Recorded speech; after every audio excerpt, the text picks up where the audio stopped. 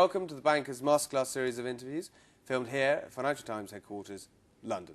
Today we're going to be talking about product innovation in transaction banking. As the dust begins to settle after the financial crisis, how are banks coping with the new competitive landscape, and what do they need to do to stay ahead of the game? How much will this cost? And can banks even afford it in these straitened times? Here to answer these questions and more is Dan Marovitz. Dan is Head of Product Management for Global Transaction Banking at Deutsche Bank. His history is steeped in cutting-edge innovation, in particular, online advancements. He joined Deutsche Bank 9 years ago from iVillage, the online women's network, which is one of the 15 most visited sites on the internet. Correct me if I'm wrong, Dan. Previous to that, he worked for US computer giant Gateway, where he was head of Gateway.com, which, incidentally, sold the first PC over the internet. Is that right? Dan, welcome. Thank you very much. Innovation. It's a word that is perhaps overused in banking circles, but what does this mean? And particularly this day and age, in light of the financial crisis, forced state support of the bank sectors, can banks really afford to spend money on innovation? Yeah. Well, I think there's several answers to that question. I think the first thing I would say is that there have been relative winners and relative losers as a result of this crisis, and where we were some combination of smart, lucky, structured correctly, in the right position to exit the crisis in a different position than many of our peers, and we're certainly not arrogant about that. It's been very difficult for us and very difficult for many of our competitors as well. But we exited in a pretty good piece, if indeed we've exited. Long and complex question. And so I think as a result of that, we clearly see that we have an opportunity. The Deutsche Bank overall has been growing at a pretty aggressive pace for the past decade. The transaction bank has really been growing at an aggressive pace for the past half decade. And we clearly see that because of our relative strength, we have an opportunity to accelerate.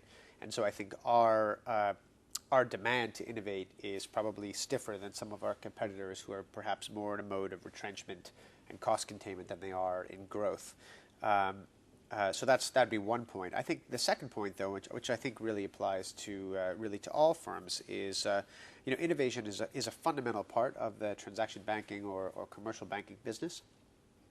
This is a technical business, unlike other parts of banking where we often think about them as being kind of overtly techy because it's great to show Wall Street clips with guys sitting at 4, 6, 8, or 9 flat screens. Actually, the amount of the revenue of trading businesses that's consumed by technology and operations is roughly half the amount of revenue that's consumed in transaction banking or commercial banking businesses, even though if you walk around our offices, the robots and the plumbing are kind of more hidden behind the walls than they are in other parts of banking. So it's a hugely technical, operationally intensive part of financial services. And so, technical innovation, and in many cases, or in nearly all cases, innovation almost always has a technical component, is just fundamental to what we do.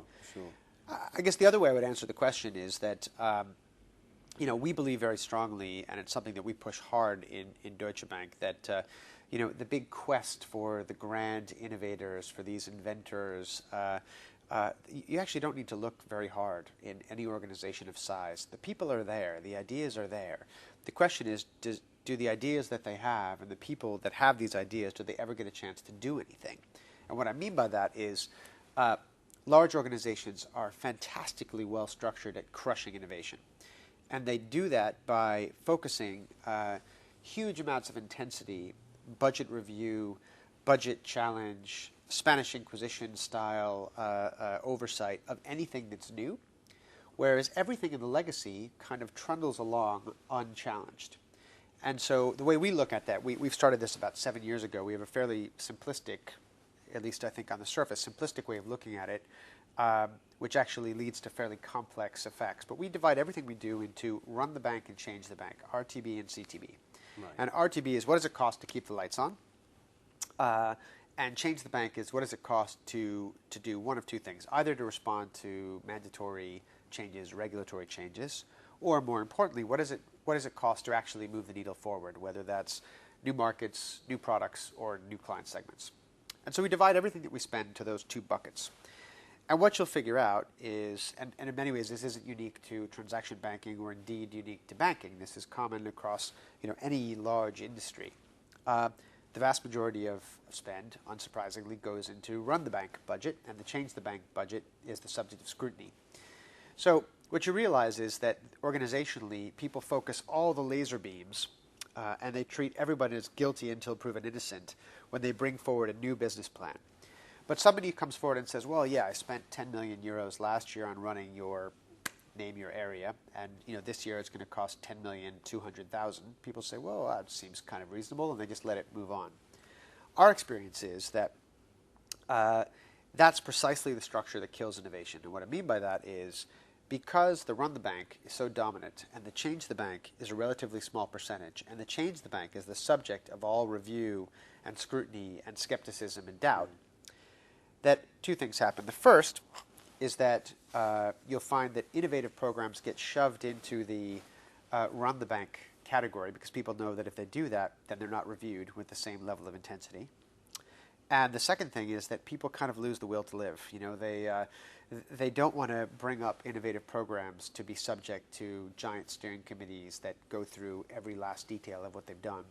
And it kind of kills it. So we try to approach this a couple ways. The first thing that we do is we try not to look outside for fancy folk who look very exciting on paper, and realize that lots of really interesting, really cutting edge ideas can come from anywhere in the organization. And if you're an organization of scale, as obviously Deutsche Bank is, and all of our competitors are, chances are just if you look at the bell curve of demographics, you've got 5, 10, 20, 30 fantastically innovative and creative people in your shop today. And what you need to do is find money for them to actually execute their ideas. What about people themselves? I mean, hiring new people in, that's also a very expensive business, I imagine. Yeah, look, it's expensive, and actually, hiring people in because of their inspirationally innovative ideas can actually be sometimes counterproductive. Well, why? Because people say, well, look, I've worked for you for years, and I've got all sorts of ideas, but we've never had budget to do it. And now you've gone to the outside world to bring in this great innovator, and frankly, if you just gave me some slack, I'd be able to do interesting things for you. So I think that's one of the things that we try to work on is, one, to attack the run the bank spend, recognizing that the innovation thief is in the cost of the legacy. But surely the run the bank side of it has got to have been more important in the last 18 months because of the financial crisis. So surely the change the banks had to be put on the back burner, not just for you guys, but for every bank. Well, to be honest, we accelerated our spend on the change the bank side throughout 2009, and we will accelerate even more aggressively in 2010. Now, part of that, as I said, is Deutsche Bank's relative strength and some of our competitors' relative weakness. But the other thing is that we have also recognized that because this is an area where profitability across firms has been challenged, it's easier to invest in 2009 and probably even into 2010. It's a bit easier to invest in some of the ugly, more expensive, complex consolidation programs, which maybe you've known for years you had to do, but you didn't want to take the pain.